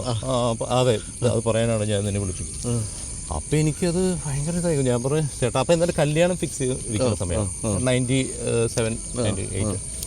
അപ്പോൾ ഞാൻ എൻ്റെ കല്യാണമാണ്. അപ്പോൾ പുള്ളി പറഞ്ഞു, കല്യാണം ഇതായിട്ട് എന്ത് ബന്ധം? ഞാൻ പറഞ്ഞു അങ്ങനെയല്ല, അല്ല ഞാൻ പറഞ്ഞു അങ്ങനെ എന്തെങ്കിലുമൊക്കെ പറയണല്ലോ ഞാൻ. അപ്പോൾ ഞാൻ പറഞ്ഞു അങ്ങനെയല്ല, ഇപ്പോൾ കല്യാണം എന്ന് പറയുമ്പോൾ നമ്മളെ വൈഫും വീട്ടുകാരൊക്കെ ആയിട്ട് സിനിമ അഭിനയം നിൻ്റെ പ്രൊഫഷൻ നീ അവരായിട്ട് ഡിസ്കസ് ചെയ്യാം. അപ്പോൾ രാജുവേട്ടൻ കംപ്ലീറ്റ് ഇങ്ങനെ ഡയലോഗ് അടിക്കാം. അപ്പോൾ ഞാൻ പറഞ്ഞു എനിക്ക് എങ്ങനെയും ഊരണം. അപ്പോൾ ഞാൻ അതിന് വേണ്ടിയാണ്. അപ്പോൾ ഞാൻ പറഞ്ഞു, ചേട്ടാ എനിക്ക് 2 ദിവസം സമയം തരും. അപ്പോൾ ശരി മോനെ 2 ദിവസം ഞാൻ വെയിറ്റ് ചെയ്യാം, എന്നിട്ട് എന്നെ വിളിക്കണം എന്ന് പറഞ്ഞു. ഞാൻ 2 ദിവസം കഴിഞ്ഞിട്ട് വിളിച്ചു പറഞ്ഞു, എനിക്ക് ബുദ്ധിമുട്ടാണ്, ചെറിയുള്ള റോളൊക്കെയാണ്, കുഴപ്പമില്ല. അങ്ങനെ ഒന്നും മാറി. പിന്നീടാണ് ഒരു 2 ആഴ്ച കഴിയുമ്പോഴത്തേക്കും ഞാൻ ആ വിവരം അറിയണത്, ഞാൻ നിരസിച്ച റോൾ ചെയ്യുന്നത് വിക്രമാണ്. മക്കളോട് പറയടാ, അച്ഛൻ വേണ്ടാന്ന റോളാണ് വിക്രം. ഈ പണ്ട് ശ്രീനിവാസൻ പറഞ്ഞല്ലേ, ഞാൻ ചെയ്യാതിരുന്ന 50 സിനിമകളാണ് മലയാള സിനിമയ്ക്ക് ഞാൻ ചെയ്ത സംഭാവന എന്ന് പറഞ്ഞത്. അതാണ് ആദ്യം പറഞ്ഞത്, സിനിമയിൽ അഭിനയിച്ചൂടെന്ന് ചോദിച്ചപ്പോൾ ഞാൻ പറഞ്ഞത് അതാണ്. അപ്പൊ അതിനുശേഷം എന്തായാലും മോശമൊന്നും ആയില്ല, സിനിമയിൽ അഭിനയിച്ചില്ലെങ്കിലും സ്വന്തം രംഗത്ത് കാര്യമായ രീതിയിൽ വളർച്ചയൊക്കെ ഉണ്ടായി. അപ്പൊ ഈ ഗാനമേളകളാണോ ഇപ്പം പ്രധാനമായിട്ടും? ബിജുവിൻ്റെ ഫേസ്ബുക്ക് ഫ്രണ്ടാണ്, ഞാൻ എപ്പോൾ നോക്കിയാലും മറ്റേ ബിസിനസ് ക്ലാസ്സിൽ കിടക്കുന്നതാണോ ഫ്ലൈറ്റിൽ, ലീവിങ് ഫോർ ന്യൂയോർക്ക് ഫോർ ഗാനമേള എന്നൊക്കെ പറഞ്ഞു. അപ്പോൾ ഇപ്പം ലോകവ്യാപകമായിട്ട് നോക്കി എത്ര രാജ്യങ്ങളിൽ സ്റ്റേജിൽ പെർഫോം ചെയ്ത് കാണും? ദൈവം സഹായിച്ച് ഒരുപാട് രാജ്യങ്ങളിൽ പോയിട്ടുണ്ട്. അങ്ങനെ കണക്കെടുപ്പും അതിലും നടത്തിയിട്ടുണ്ട്. ഇപ്പോൾ അമേരിക്ക ആണെങ്കിലും UK ആണെങ്കിലും, പിന്നെ ഗൾഫ്, പിന്നെ ദുബായ് പിന്നെ നമ്മുടെ സെക്കൻഡ് ഹോമാണ്. എനിക്കൊന്ന് അമേരിക്ക അങ്ങനെയാണ്, അമേരിക്കയിലാണ് മിക്കവാറൊക്കെ ഞാൻ നോക്കുമ്പോൾ. അമേരിക്ക ഇപ്പോൾ കഴിഞ്ഞ ഒരു മാസം അവിടെ ആയിരുന്നു, ഞാൻ റിബിയും കൂടി ഒരു 10 പ്രോഗ്രാം ഉണ്ടായിരുന്നു. പിന്നെ ഓസ്ട്രേലിയ, സിംഗപ്പൂർ, മലേഷ്യ, എന്താ പറയുക, ഓൾമോസ്റ്റ് മലയാളികൾ എവിടെ ഉണ്ടോ. ഒരു ജപ്പാൻ പ്ലാൻ ചെയ്യുന്നുണ്ട് നവംബറിൽ, ജപ്പാൻ. അത് അത്രയധികം മലയാളികൾ അവിടെ ഉണ്ടോ? ഇല്ല, കുറവേ ഉള്ളൂ. അവിടെ ആ പ്രോഗ്രാം വർക്കൗട്ട് ആവുകയാണെങ്കിൽ, നടന്നുകൊണ്ട് സംസാരിച്ചുകൊണ്ടിരിക്കുന്നേ ഉള്ളൂ. വർക്കൗട്ട് ആവുകയാണെങ്കിൽ ആദ്യമായിട്ട് നടക്കുന്ന പ്രോഗ്രാമാണ്, മലയാളികളുടെ ഒരു പ്രോഗ്രാം ആദ്യമായിട്ടായിരിക്കും. ഈ റിമി ടോമി ഒക്കെ ആയിട്ട് എങ്ങനെ പിടിച്ചു നിൽക്കുന്നു സ്റ്റേജിൽ? പാട്ടിന്റെ കാര്യത്തിലല്ല, മറ്റേ അല്ല, റിമിയുടെ പിന്നെ ഒരു സ്റ്റേജ് പെർഫോമൻസും കാര്യങ്ങളും നമുക്ക് കുറേ ആൾക്കാർക്കും അറിയാം. അത് എന്നിൽ നിന്നും പ്രതീക്ഷിക്കുന്നില്ല, അതുകൊണ്ട് പിന്നെ കുഴപ്പമില്ല. പിന്നെ റിമിയൊക്കെ നമ്മൾ വർഷങ്ങളായിട്ട് അറിയാവുന്നതാണ്. അപ്പോൾ ഈ ഓരോ രാജ്യങ്ങളിൽ പോകുമ്പോൾ ആരാണ് അവിടുത്തെ ഇൻസ്ട്രുമെന്റ് കൈകാര്യം ചെയ്യുന്നത്? അവിടെ ഉള്ളവർ തന്നെയാണോ, ഇവിടുന്ന് കൊണ്ടുപോകണോ? അല്ല, ഇടയ്ക്ക് ഇവിടുന്ന് കൊണ്ടുപോകും. ഇപ്പോൾ ഞങ്ങൾ US പോയത് ഇവിടുന്ന് തന്നെയായിരുന്നു. പിന്നെ ഇപ്പോൾ നമ്മുടെ തന്നെ ആർട്ടിസ്റ്റുകളൊക്കെ ഒരുപാട് എല്ലായിടത്തും ഉണ്ട്. അപ്പോൾ അതുകൊണ്ട് പിന്നെ അവർ പിന്നെ ഇപ്പോൾ ഒരു ഷോ എന്നൊക്കെ പറയുമ്പോഴത്തേക്കും ഇത്രയും പേരിൽ ടിക്കറ്റൊക്കെ എടുത്ത് കൊണ്ടുപോകാൻ ബുദ്ധിമുട്ടുള്ളതുകൊണ്ട് അവരെ വെച്ച് തന്നെ മാനേജ് ചെയ്യും. ചിലപ്പോൾ നമ്മൾ ഒന്നിൽ കൂടുതൽ ഷോസ് ഒക്കെ ഉണ്ടെങ്കിൽ ഇവിടുന്ന് കൊണ്ടുപോകും. ഡിപ്പെൻസ്, പ്രോഗ്രാമിൻ്റെ വലിപ്പവും ഒക്കെ അനുസരിച്ചിരിക്കും. സംഘാടകരുടെ കയ്യിലുള്ള അങ്ങനെയൊക്കെ പറ്റിക്കപ്പെട്ടിട്ടുണ്ട്. ഇവിടെ ഷോയ്ക്ക് പോയിട്ട് കാശ് കിട്ടാതെ മുങ്ങിയ അങ്ങനെയൊക്കെ കേട്ടിട്ടുണ്ട്. അതൊക്കെ ഉണ്ട്. പണ്ട് ബോംബെയിലൊക്കെ ഒരു പ്രോഗ്രാമുമായിട്ട് ആർട്ടിസ്റ്റുകളുടെ പൈസ അവസരം ഞാൻ കൊടുക്കേണ്ടി വന്നു. വണ്ടി ചെക്കായിരുന്നു. അപ്പം അതിൻ്റെ ഭാഗമായിട്ടാണ് എൻ്റെ വൈഫും LLB ചെക്ക് വാദിക്കാൻ, എൻ്റെ മോനും ഇപ്പം LLB എടുത്തതൊക്കെ. എന്തെങ്കിലും കേസൊക്കെ വാദിക്കണമെങ്കിൽ അതിനുവേണ്ടി വേറെ എക്സ്ട്രാ പൈസ കൊടുക്കണ്ടല്ലോ. അപ്പോൾ എല്ലാ സംഘാടകരും ശ്രദ്ധിക്കുക, കേസാകും. അവിടെ ഉള്ള പൈസ കൊടുത്ത് വിടുന്നതാണ്. കുഴപ്പമില്ല, അവർ അറിഞ്ഞു പറയാതെ എന്നറിയില്ല, ഇപ്പം എല്ലാം കറക്റ്റായിട്ട് കിട്ടുന്നുണ്ട്. അതുകൊണ്ട് എല്ലാ ഇന്റർവ്യൂവിലും ആദ്യം തന്നെ പറയും മോൻ LLB ആണ്. അപ്പോൾ ഇപ്പോൾ ഒരു വിവാദങ്ങൾ നടന്നുകൊണ്ടിരിക്കുന്നുണ്ട്. ഇളയരാജ സാർ പറയുന്നു പാട്ടിൻ്റെ അവകാശം മ്യൂസിക് ഡയറക്ടറെ കാണുന്ന ചെറിയ ആർക്കാണ് പാട്ടിൻ്റെ അവകാശം? ഒരു പാട്ട് ജനങ്ങളിലേക്ക് എത്തിക്കഴിഞ്ഞാൽ പിന്നെ ആർക്കാണ് അവകാശം? അതൊരു വലിയൊരു കോൺട്രവേഴ്സി ആയിട്ടുള്ളൊരു സംഭവമാണ്. ഞാൻ പൊതുവെ കോൺട്രവേഴ്സിയിൽ ഇടപെടാത്തൊരാണ് പറയാണ്. അല്ല, ഇതിന് ശരിക്കും പറയുകയാണെങ്കിൽ ഇത് 3 പേർക്കും ഒരേപോലെ പങ്കാണ്. പക്ഷെ ക്രിയേറ്റിവിറ്റി എന്ന് പറയുമ്പോഴത്തേക്കും ഡെഫിനറ്റ്ലി അത് സംഗീത സംവിധായകനും റൈറ്ററും ഇത് മാത്രം എന്നുള്ള രീതിയിലാണ്. അത് സിനിമയെക്കുറിച്ച് പറയുകയാണെങ്കിൽ പ്രൊഡ്യൂസർക്കും ഒക്കെ പങ്കെത്തി. പ്രൊഡ്യൂസർ നമ്മൾ പറയില്ല, ചെവരുണ്ടെങ്കിൽ ചിത്രം എഴുതാൻ പറ്റുന്ന പോലെയുണ്ടാവല്ലേ. പ്രൊഡ്യൂസർ ഇല്ലെങ്കിൽ നമുക്ക് ആർക്കും പണിയില്ല. സംഗീത സംവിധായകനും ഇല്ല, റൈറ്റർക്കും ഇല്ല, പാട്ടുകാരനും ഇല്ല. അപ്പോൾ അല്ലെങ്കിൽ പാട്ടും അല്ലേ, റോയൽറ്റിയെ കുറിച്ച് സംസാരിക്കുകയാണെങ്കിൽ എല്ലാവർക്കും പങ്കിട്ടുന്നതാണ് ഈ സംവിധായകൻ. ആ സംവിധായകൻ നന്നായിട്ട് പിക്ചറൈസ് ചെയ്തുകൊണ്ടായിരിക്കുമല്ലോ ആ പാട്ട് ഹിറ്റാവുന്നത്. നമുക്കറിയാം പാട്ടുകളിൽ സിനിമയിൽ വരാത്ത പാട്ടുകൾ ഹിറ്റായിട്ടുണ്ട്, അത് വേറെ കാര്യം. പക്ഷെ എങ്കിൽ പോലും നന്നായിട്ട് പിക്ചറൈസ് ചെയ്യുമ്പോൾ എത്രയോ ഇപ്പം നമ്മളിപ്പോൾ ഈ ദേവദൂതർന്ന പാട്ട് തന്നെ ചാക്കോച്ചൻ്റെ ഡാൻസാണ് ഈ പാട്ട് ഇത്ര വയറില്ലാതെ ഒരു താളമില്ലാത്തൊരു എന്ന് പറഞ്ഞ പോലെ നമ്മൾ അങ്ങനെ ഓരോ നോക്കുമ്പോഴത്തേക്ക് ഇവർക്ക് എല്ലാവർക്കും അവരുടേതായിട്ടുള്ള കോൺട്രിബ്യൂഷൻസ് ഒരു പാട്ട് ഹിറ്റ് ആകുമ്പോഴുണ്ട്. ഇതാണ് എൻ്റെ ഒരു സ്റ്റാൻഡേർഡ്. അപ്പോൾ രാജാ സാറ് പിന്നെ ഒരു ലെജൻഡാണ്. അദ്ദേഹത്തിൻ്റെ പാട്ടുകൾക്ക് വേണ്ടി വളരെയധികം കർക്കശമായ നിലപാടെടുക്കുകയും ഈവൻ SPB സാറൊക്കെ ആയിട്ട് കുറച്ച് ഇഷ്യൂസൊക്കെ ഉണ്ടായിരുന്നു. അപ്പൊ ഇത് നിങ്ങൾ ഗാനമേളയിൽ ഇതൊക്കെ പാടുമ്പോൾ ഈ ഇഷ്യൂ ഉണ്ടാവില്ല? ഇപ്പം ഉണ്ട്, പക്ഷെ അപ്പോഴൊക്കെ എല്ലാം പാടാറുണ്ട്. എന്താണ് രാജസാറിന്റെ നല്ല ബന്ധമാണ്, ഒരുപാട് പാട്ടുകൾ പാടിയിട്ടുണ്ട്. എന്താണ് പിടി വീണേന്ന് നോക്കിയിരിക്കുകയാണ്. കാരണം എന്താ പറയുക, രാജസാറിന്റെ രവീന്ദ്രൻ മാസ്റ്റർ അല്ലെങ്കിൽ ദേവരായ മാസ്റ്റർ, AR റഹ്മാൻ, ഇവരുടെയൊക്കെ പാട്ടിന്റെ എന്ത് ഗാനമേള നമുക്ക് ചിന്തിക്കാൻ പറ്റും.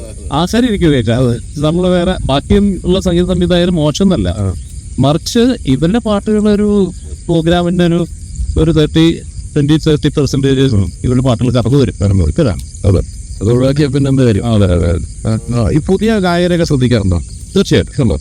ഈ ഹൈലി ടാലന്റഡ് ആണെന്ന് തോന്നിയിട്ടുണ്ടോ? അത് എന്താണ് ഇവരൊക്കെ പുതിയ എന്താ പറയുക, നിങ്ങളെപ്പോലെ അത്ര കാലമൊക്കെ ഒന്നും ഒരു പക്ഷേ ഈ മ്യൂസിക് പഠിച്ചിട്ട് വന്നവരൊന്നും ആയിരിക്കില്ല. അപ്പം അങ്ങനെയൊക്കെ ഉള്ളപ്പം അതൊക്കെ ശ്രദ്ധിക്കാറുണ്ടോ? എന്താണ് തീർച്ചയായിട്ടും എല്ലാവർക്കും മെയിലാണെങ്കിൽ ഫീമെയിൽ സിംഗേഴ്സ് ആണെങ്കിലൊക്കെ വളരെ ടാലന്റഡ് ആയിട്ടുള്ള സിംഗേഴ്സ് ആണ്. ശരിക്കും പറയുകയാണെങ്കിൽ റിയാലിറ്റി ഷോസിന് അതിനൊരു വലിയൊരു പങ്കുണ്ട്. റിയാലിറ്റി ഷോസിനെ പറ്റും പറയാൻ ഞാൻ ആളല്ല. കാരണം എന്താ വെച്ചാൽ അവരുടെ ഗ്രൂമിങ് സെഷൻ ഉണ്ട്. അതിലൂടെ ഇവര് നമുക്ക് തന്നെ അറിയാം, പലപ്പോഴും ബിഗിനിങ് സ്റ്റേജിലൊക്കെ വളരെ ബിലോ ആവറേജ് ആയിട്ട് പാടിക്കൊണ്ടിരിക്കുന്ന ഈ സിംഗേഴ്സ് ഈ അവസാന ഘട്ടങ്ങളൊക്കെ ആകുമ്പോഴത്തേക്ക് ഇവരുടെ ഒരു ഡെവലപ്മെന്റ് ഭയങ്കര അത് അവസാനമൊക്കെ ഇവർ എങ്ങനെയാണ് ചിലപ്പോൾ 1 വർഷമോ 2 വർഷമോ ഒക്കെ ഉണ്ടാവും. ഡിഫറൻസ് ചാനലിന്റെ ഇത് അനുസരിച്ചിട്ടായിരിക്കും. അപ്പൊ ഈ 2 വർഷം ആകുമ്പോഴത്തേക്കും ഇവരുടെ ഒരു ടാലന്റ് വേറെ ലെവലായിരിക്കും. വന്ന ആ ഒരു സമയത്ത് അവർക്ക് തന്നെ അറിയാൻ പറ്റും. പിന്നീട് യൂട്യൂബിൽ ഇതെല്ലാം ഉണ്ടാവുമല്ലോ. ഇവര് വലുതായി കഴിഞ്ഞിട്ട് ഇതൊക്കെ നോക്കുമ്പോൾ അവർക്ക് തന്നെ അറിയാം അവരുടെ ഒരു വളർച്ച. പിന്നെ അത് അവരെങ്ങനെ കൊണ്ടുപോകും എന്നുള്ളതാണ് അവരുടെ ഒരു നിലനിൽപ്പിന് ആധാരം. പക്ഷെ നിങ്ങളൊക്കെ ശ്രദ്ധിക്കപ്പെട്ട പോലെ ഇന്നത്തെ കാലത്ത് ശ്രദ്ധിക്കപ്പെടണമെങ്കിൽ എളുപ്പമല്ല അല്ലേ? കാരണം ബിജുവിന്റെ ഒറ്റ പാട്ട് കൊണ്ട് ബിജു അതുപോലെ ശ്രദ്ധിക്കും. വേറെ കാര്യം ശ്രദ്ധിച്ചു, അതായത് ഞാൻ വരുമ്പോൾ ദാസേട്ടൻ, ജയേട്ടൻ, ശ്രീകുമാറേട്ടൻ അങ്ങനെ കുറച്ച് പേരിലുണ്ടാവുന്ന ആളുകളേ ഉള്ളൂ. ഇന്നിപ്പോ ഞങ്ങളുടെ സംഘടനയുണ്ട് സമം എന്ന് പറയുന്നത്, പാട്ടുകാരുടെ 130 ഗായകരാണ്. അപ്പൊ പുതിയ ആൾക്കാർക്ക് വെച്ചാൽ എസ്റ്റാബ്ലിഷ് ചെയ്യാൻ കുറച്ച് ബുദ്ധിമുട്ട്. വേറെ ഒന്നുമില്ല, അവരുടെ ഒരു ശബ്ദം ആളുകൾക്ക് തിരിച്ചറിയുന്ന ഒരു ലെവലിലോട്ട് എത്തുക എന്ന് പറയുകയാണെങ്കിൽ ഇറ്റ്സ് വെരി ഡിഫിക്കൽട്ട്. അപ്പൊ നമുക്ക് അല്ലെങ്കിൽ ഒരു 8-10 ഹിറ്റ്സ് എങ്കിലും നമുക്ക് അടുപ്പിച്ച് കിട്ടിയാൽ ഒരു ഒരു കാര്യമുണ്ട്. ഇപ്പോഴത്തെ 130 പേർക്ക് പകരം അന്ന് ഒരു യേശുദാസ് ഒരു ചേച്ചന് മതിയായിരുന്നു. അടുത്ത ഇടയ്ക്കൂടെയാണ് ദാസേട്ടനൊക്കെ പാടിയില്ലെങ്കിൽ ഓഡിയോ റൈറ്റ് എടുക്കാൻ ആളില്ല. ഇന്നിപ്പോ ആ ഒരു കാലഘട്ടം മാറി. ഇന്നിപ്പോ പാട്ടുകൾ ആര് പാടിയാലും എങ്ങനെ അത് സ്വീകരിക്കപ്പെടുന്നു എന്നുള്ളതാണ്. അതനുസരിച്ച് ബിജുവിന്റെ ഇപ്പൊ നേരത്തെ വണ്ടിയുടെ കാര്യം ചോദിച്ച പോലെ ഏറ്റവും പ്രിയപ്പെട്ട പാട്ടെന്ന് പറയാൻ പറ്റും? അതോ എല്ലാ ഇന്റർവ്യൂവിലും പറയുന്ന പോലെ എല്ലാ മക്കളും എനിക്ക് പ്രിയപ്പെട്ടവരാണെന്ന് പലരും ഉത്തരം പറയുന്ന ഒരു ഉത്തരമാണോ എനിക്ക് ഇഷ്ടം പോകുന്നത്? ഇല്ലില്ല, തീർച്ചയായിട്ടും 10 വെളുപ്പിന് ആദ്യത്തെ പാട്ട് നമുക്ക് പറഞ്ഞാൽ സാധിക്കില്ല. അതിനകത്ത് പിന്നെ മഴവീൻ കൊട്ടാരത്തിൽ മണിമേഘത്താളം തട്ടി സൂര്യനായി തഴുകി ഉറക്കമുണർത്തുമെന്നച്ഛനെയാണ് എനിക്കിഷ്ടം. അങ്ങനെ മുന്തിരിച്ചേലുള്ള പെണ്ണയൻ കൽവിലെ മുത്തിന്റെ പേര് മുഹബത്ത് ഇഷ്ടമാണെന്നാദ്യം ചൊല്ലി നിനക്കായി തോഴി അങ്ങനെ ഇങ്ങനെ വന്ന എനിക്ക് ദൂരെ ഞാൻ മേരിക്കുട്ടിയിലെ ദൂരെ അതിന് ഓർഡർ തെറ്റിട്ടുള്ളത് പാട്ടായിരുന്നു. അപ്പം ബിജുവിന്റെ കാര്യത്തിൽ ബിജു ഇപ്പം ജീവിതത്തിലൊരു ഗായകനാകാൻ ആഗ്രഹിച്ചു, അറിയപ്പെടുന്ന ഗായകനായി. എങ്കിലും ഒരു ഗായകൻ എന്നുള്ളതല്ല എല്ലാം സംതൃപ്തനാണോ? തീർച്ചയായിട്ടും. കാരണം ഞാൻ എപ്പോഴും എൻ്റെ മേലേക്കുള്ള ആളുകളെ കുറിച്ചല്ല, എൻ്റെ താഴെയുള്ള ആളുകളെ കുറിച്ച് ഞാൻ എപ്പോഴും എൻ്റെ അടുത്ത സുഹൃത്തുക്കളോട് പറയും, എത്രയോ എന്നെക്കാളൊക്കെ ടാലന്റഡ് ആയിട്ടുള്ള ആളുകൾ ഈ രംഗത്ത്. അവർക്കൊന്നും ചിലപ്പോൾ ഒരു സിനിമയിൽ പോലും പാടാൻ പറ്റാതെ പാടണമെന്ന് ആഗ്രഹിച്ച് നടക്കുന്ന ആൾക്കാർക്ക്. അപ്പോൾ നമ്മളെ സംബന്ധിച്ച് സിനിമകൾ പാടാൻ സാധിച്ചു, ഇത്ര ആൽബംസ് ചെയ്യാൻ സാധിച്ചു, ഷോസ് ഒക്കെ ചെയ്യാൻ സാധിച്ചു. അതൊക്കെ എല്ലാം ദൈവത്തിന്റെ, നമ്മുടെ കഴിവല്ല, അതിനൊക്കെ ഉപരി ഒരു ശക്തി അതാണ്. അപ്പൊ അതുകൊണ്ട് ഞാൻ എൻ്റെ ഈ ഒരു ഇപ്പൊ നമ്മുടെ അടുത്ത് സ്നേഹിക്കുന്ന ആൾക്കാർ പറയും അല്ല ഇതിലും കൂടുതൽ ചെയ്യേണ്ടതായിരുന്നു. ഞാൻ അവൻ്റെ ഒരു സന്തോഷം, നമ്മളോടുള്ള സ്നേഹം, നമ്മൾ അതിനപ്പുറം ഒന്നും ചിന്തിക്കുന്നില്ല. ഇതൊക്കെ തന്നെ വലിയ കാര്യം. പിന്നെ ഈ പറഞ്ഞ പോലെ പാട്ടുകൾ പാടാൻ ഉള്ള അവസരം ഏത് സിംഗർ ആഗ്രഹിക്കുന്ന പോലെ തന്നെ ഞാനും ആഗ്രഹിക്കാറ്. ഇപ്പൊ സിനിമയാണെങ്കിലും ഇപ്പൊ ഇന്നിപ്പോ സിനിമ മാത്രമല്ല, ഇപ്പൊ ഇന്നിപ്പോ നമുക്കറിയാം എത്രയോ ആൽബംസ് സിനിമയിലെ പാടത്ത് എത്രയോ സിംഗേഴ്സ് ഇന്ന് എത്രയോ മില്യൺ വ്യൂവർഷിപ്പ് ഉള്ള സിംഗേഴ്സ് ഇന്ന് കാലഘട്ടം മാറി. യൂട്യൂബ് വന്നതോടേക്ക് ഒരുപാട് മാറി. പക്ഷെ അന്ന് നമ്മളൊക്കെ വരുമ്പോ ഒന്നുമില്ലല്ലോ, ചാനൽ പോലെ അന്ന് ദൂരദർശൻ മാത്രമേ ഉള്ളൂ. അതെ, ഏഷ്യാനെറ്റൊക്കെ തുടങ്ങി തന്നെ പിന്നീട് നമ്മളെ സിനിമയിലൊക്കെ പാടുമ്പോൾ ആ കാലഘട്ടത്തിൽ ഇതേ അല്ല. അത് ഇപ്പോഴത്തെ ആളുകൾക്ക് അത് കുട്ടികൾക്കൊന്നും അറിയില്ല, ഒരിക്കലും മനസ്സിലായില്ല പറഞ്ഞാൽ പോലും. അതുപോലെ ഇപ്പൊ ദാസേട്ടൻ എപ്പോഴും ഉള്ള ഗായകരെല്ലാവരും സംഗീത സംവിധാനവും ചെയ്തിട്ടുണ്ട്. ബിജു അങ്ങനത്തെ ഒരു പരിപാടിയിലേക്ക് കിടക്കുന്നുണ്ടോ? ഞാൻ ഒരു ആൽബം തന്നെ ചെയ്തിട്ടുണ്ട്. അതൊരു പ്രത്യേക ചില സാഹചര്യം വെച്ചാൽ സംഗീത സംവിധായകന് വേണ്ടി മാത്രം പ്രത്യേകം പൈസ മാറ്റി വയ്ക്കാം ഇല്ലാത്തൊരു സാഹചര്യം കൊണ്ട് ഞാനങ്ങനെ ആയില്ല. ചില ബന്ധങ്ങളുടെ പേരില് ചെറിയൊരു വർക്കുകളൊക്കെ ചെയ്തിട്ടുണ്ട്. സംഗീത സംവിധാനത്തിൽ ഓഫർ ഉണ്ട്, ഞാൻ പറയില്ല, ഫിലിം തന്നെ ഉണ്ട്. അപ്പൊ ഞാനിപ്പോ എന്റെ മോൻ ഇതിലോട്ടാണ് ഞാൻ വെച്ചാൽ അവൻ ചെയ്യട്ടെ, നമ്മള് എന്തായാലും ഓൾറെഡി ഇങ്ങനെ വീട്ടിലുണ്ടല്ലോ. ശരിയാണ്. അപ്പൊ മോനും മ്യൂസിക് ഡയറക്ഷനിലോട്ടൊക്കെ ആയിരിക്കും, പ്രോഗ്രാമിങ് കാര്യങ്ങളൊക്കെ ആയിരിക്കും. അറിയില്ല, എല്ലാം ദൈവത്തിന്റെ കയ്യിലാണ്. അതുപോലെ തന്നെ നമ്മളെല്ലാവരും ഒരിക്കലും മറക്കാൻ പറ്റാത്ത ലെജൻസിന്റെ കൂടെയാണ് സംഗീത സംവിധായകർ എന്നുള്ള നിലയ്ക്ക് അവരുടെ കൂടെയാണ് ജോലി ചെയ്ത് വന്നത്. ഇപ്പൊ പുതിയ സംഗീത സംവിധായകരിലേക്ക് എത്തുമ്പോൾ എന്താണ് അവരുടെ ഒരു ജോലിയിൽ ഒരു വ്യത്യാസം കാണുന്നത്? അല്ല, ഒന്നാമത്തെ തന്നെ വ്യത്യാസമുണ്ട്, ആ കാലഘട്ടവും ഈ കാലഘട്ടത്തിൽ വ്യത്യാസമാണ്. പണ്ട് വർക്ക് ചെയ്യുമ്പോൾ വെച്ചാൽ വലിയ ഓർക്കസ്ട്രേഷൻ്റെ ഒപ്പം ആ സമയത്ത് എൻ്റെ മ്യൂസിക് കൊടുത്ത് റെക്കോർഡ് ചെയ്യാം. ഇന്ന് അങ്ങനെയല്ല, ഇന്നിപ്പോൾ നമുക്ക് സമയം എടുത്ത് ചെയ്യാം. ഇതിപ്പോൾ ഇപ്പോഴത്തെ സംഗീത സംവിധായകരാണെങ്കിലും ഇപ്പം എൻ്റെ മകൻ്റെ കാര്യമാണെങ്കിൽ അവരൊക്കെ എൻ്റെ പോലെ ഈ സമയത്ത് റീ റെക്കോർഡിങ് ചെയ്ത് ചെയ്യാറ്. അപ്പോൾ അവരൊക്കെ സമയം എടുത്താണ് ചെയ്യാറ്. മറ്റേ അങ്ങനെയല്ല, നമ്മളൊക്കെ റീ റെക്കോർഡിങ് അറിയാമല്ലോ. ചെന്നൈയിലെന്ന് വെച്ചാൽ ഇതിൻ്റെ റീല് ഇട്ടിട്ട് ടൈമിങ് മാർക്ക് ചെയ്ത് അപ്പം തന്നെ റെക്കോർഡ് ചെയ്ത് പോകണം. ഇന്ന് അങ്ങനെയല്ല, നമുക്ക് സൗകര്യമുള്ള സമയത്ത് വെളുപ്പങ്കാലത്ത് രാത്രിയൊക്കെ അങ്ങനെ എടുക്കാം. പിന്നെ അധികം അവർ വീട്ടിലൊക്കെ തന്നെ സ്റ്റുഡിയോ ഇപ്പോൾ ആ വീട്ടിലെല്ലാവരും വീട്ടിൽ തന്നെ. ഇപ്പം എൻ്റെ മകനും ബാംഗ്ലൂർ ഫ്ലാറ്റിലുണ്ടായിരുന്നു, അവരുടെ വീട്ടിൽ സ്റ്റുഡിയോ ഉണ്ടായിരുന്നു. അപ്പോൾ കാലഘട്ടം മാറി. ഇപ്പം ഉള്ളവരും ടാലന്റ് ആയിട്ടുള്ള ആൾക്കാരുണ്ട്. അത് പറയാം, അതേ ചോദിക്കാൻ പോയത്. ആ ഒരു ടാലന്റ് കണ്ടുവന്ന ആളെന്നുള്ള നിലയ്ക്ക് പുതിയ ആൾക്കാരും അതുപോലെ ടാലന്റഡ് ആയിട്ട് വരുന്നവരുണ്ട്. തീർച്ചയായിട്ടും. പിന്നെ കാലഘട്ടത്തിൽ വ്യത്യാസമുണ്ട്. കാരണം ഇപ്പൊ പണ്ടത്തെ പോലെ ഒരു സൂപ്പർ ഹിറ്റ് സോങ്ങിനും പോലും പണ്ടത്തെ ഒരു ലോങ് ലൈഫ് ഇല്ല. പണ്ടെന്ന് പറഞ്ഞാൽ ഒരു വലിയൊരു ഇപ്പൊ ഹരിമുള്ളിൽ വന്നുള്ള പാട്ടോ അല്ലെങ്കിൽ പ്രമോദാവിന് വന്നുള്ള പാട്ടായിട്ട് ഇന്നും പാടിക്കൊണ്ടിരിക്കുക. ഇന്ന് നമ്മൾ ഈ കാലഘട്ടത്തിൽ ഏറ്റവും സൂപ്പർ ഹിറ്റ് ആയിട്ടൊരു പാട്ട് ഇതിന്റെ ആയുസ് എന്ന് പറയുകയാണെങ്കിൽ ഒരു 3 അല്ലെങ്കിൽ 6 മാസം. ചില സിനിമകളിൽ പാട്ടുകൾ കേൾക്കണോ, നമുക്ക് ആ പാട്ട് ഭയങ്കരമായിട്ട് ഇഷ്ടമായിരിക്കും. പക്ഷെ നമ്മൾ അത് കഴിഞ്ഞ് വണ്ടി കയറി കഴിയുമ്പോഴത്തേക്കും ആ പാട്ടും അങ്ങനത്തെ അത് മ്യൂസിക് ഡയറക്ടറിന്റെ അല്ലെങ്കിൽ ആ ഡയറക്ടറിന്റെ ഒന്നും മിസ്റ്റേക്ക് അല്ല, അത് കാലഘട്ടത്തെ ഒരു പ്രത്യേകതയാണ്. കാരണം നമുക്ക് ഒരുപാട് വേറെ പാട്ടുകൾ കേൾക്കാനുള്ളൊരു സോഴ്സ് ഉണ്ട്. കാറ് കയറിയാലും മൊബൈലിലാണെങ്കിലും നമ്മൾ ഉടനെ തന്നെ വേറെ പാട്ടാണ് കേൾക്കണം, അപ്പോൾ ഹിന്ദി കേൾക്കണം. പണ്ട് അങ്ങനെയല്ല. പണ്ട് അതൊക്കെ കേൾക്കാനും നമ്മുടെ ചെവിയിലോട്ട് എത്താനുള്ള സാധ്യതകൾ വിരളമായത് തീർച്ചയായിട്ടും. അപ്പം അതുകൊണ്ടാണ് ഇപ്പോഴത്തെ ആൾക്കാർ മോശം എന്ന് പറയുന്നില്ല, ഇപ്പോഴത്തെ ആളുകളെ സൂചിപ്പിക്കാൻ വേണ്ടി പറയല്ല. എനിക്ക് എല്ലാവരും എന്റെ പ്രിയപ്പെട്ട ആൾക്കാരാണ്. അല്ല, എങ്കിലും ബിജു ഇത്രയും സീനിയറായ ഒരു പാട്ടുകളെന്നുള്ള അല്ലെങ്കിൽ ബിജുവിന് അഭിപ്രായം പറയാനുള്ള സ്വാതന്ത്ര്യം തീർച്ചയായിട്ടും അത്തരം കാര്യങ്ങൾ. കാരണം ഇതെല്ലാം കണ്ടുവന്ന ഈ പറഞ്ഞ പോലെ എൻ്റെയൊക്കെ ജീവിതത്തിൽ ഏറ്റവും വലിയ ആഗ്രഹമുള്ളതായിരുന്നു രവീന്ദ്രൻ മാഷെ കാണുക എന്നുള്ളത്. അതൊക്കെ സാധിക്കാതെ ആണ് അദ്ദേഹം പോയത്. അപ്പോൾ അങ്ങനെയൊക്കെ ഉള്ളപ്പോൾ അവരുടെയൊക്കെ കൂടി ഇത്ര അടുത്ത് പെരുമാറിയിട്ടുള്ള ആളെന്ന് പറഞ്ഞാൽ തീർച്ചയായിട്ടും ഞങ്ങൾക്ക് ഭയങ്കര ചിന്തിക്കാൻ പറ്റാത്തൊരു കാര്യമാണ്, അത് സംശയമുള്ള കാര്യമില്ല. അപ്പോൾ നമ്മൾ വീണ്ടും നടന്ന് വണ്ടിക്ക് അടുത്തേക്ക് എത്തിയിരിക്കണം. അപ്പോൾ വണ്ടി പരിപാടി അടുത്ത് എന്താണ് ഇത് വിറ്റിട്ട് പുതിയ എന്തെങ്കിലും വണ്ടിയിലേക്ക് പോകുന്ന കാര്യങ്ങളോ? മക്കൾ എന്തായാലും രണ്ടുപേരും വലുതായ സ്ഥിതിക്ക് കൃത്യമായും വണ്ടികൾ അടിച്ചേൽപ്പിക്കാനുള്ള സാധ്യതയുണ്ട് ഇല്ലേ? എന്നെ കണ്ട പറഞ്ഞു ഒത്തിരി കാലം കൂടി കണ്ടപ്പോൾ എന്നെ പറഞ്ഞത് മക്കളൊക്കെ വൈജുവിന്റെ പ്രോഗ്രാം കാണുന്നവരാണെന്ന് പറഞ്ഞു. അതുകൊണ്ട് തീർച്ചയായിട്ടും എല്ലാം ശ്രദ്ധിക്കുന്നുണ്ട്. തീർച്ചയായിട്ടും. കാരണം എൻ്റെ ഇളയ മോനാണ് കൂടുതൽ. അവൻ്റെ വളരെ ചെറുപ്പം പോലെ വണ്ടിയിൽ ഭയങ്കര ഇൻട്രസ്റ്റ് ഒക്കെയാണ്, എല്ലാ കാര്യങ്ങളും അറിയാൻ.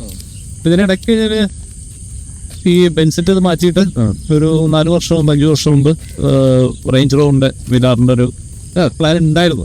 ആഫ്റ്ററാണ് വൈഫിന്റെ ഇതൊക്കെ വന്നത്. പിന്നെ ഇപ്പൊ ആ ഒരു മൂഡൊക്കെ മാറി.